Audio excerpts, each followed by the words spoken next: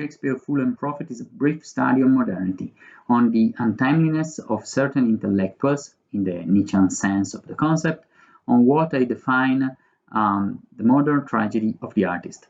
These themes are examined starting from and through an analysis of the works and life of William Shakespeare. The English playwright lived at the dawn of modernity, his relationship with which was marked by the development of a very personal and timely way of thinking, which was able to defeat the trends of the time to become a classic. In other words, to continue to have something to say.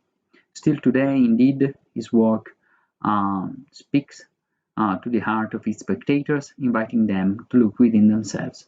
This is because Shakespeare was an extraordinary student of humans and human nature, who first and foremost investigated his own sentiments, and this explains the distinctly autobiographical nature of his work. Shakespeare's awareness was then fed by his contentious relationship with the society he lived in, a society shook by profound social, judicial, economic change. In this regard, what's most striking is his ability to unveil the contradictions that typify modernity.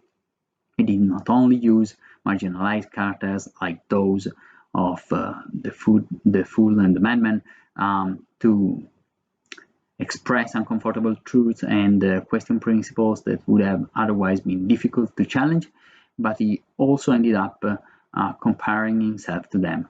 He was thus the precursor of the intellectual fool, which characterized the 19th and the 20th centuries.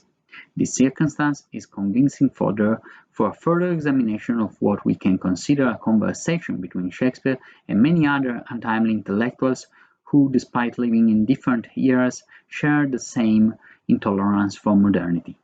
Seneca, Dante, Goethe, Goya, Balzac, Baudelaire, Nietzsche, Dostoevsky, Tchaikovsky, Van Gogh, Freud, Jung, Schnitzler, Pirandello, Rouault, Mahler, Strauss, Ford, Wells, and Kurosawa, just to mention a few. So William Shakespeare, Fool and Prophet is therefore about modernity, which this study contemplates not as a single historical period, but as a specific psychological attitude towards novelty and tradition, the present and the past.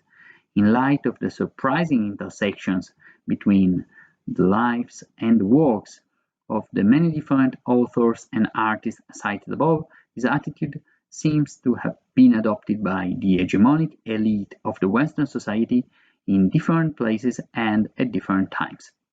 Although there is an immense bibliography available on this subject, this text presents some original contributions which earned the appreciation of Professor Stephen Grimble from the Harvard University, expressing the following words: "I very much enjoyed reading your ambitious and lively essay, much more substantial than the sprezzatura of your description of it suggested.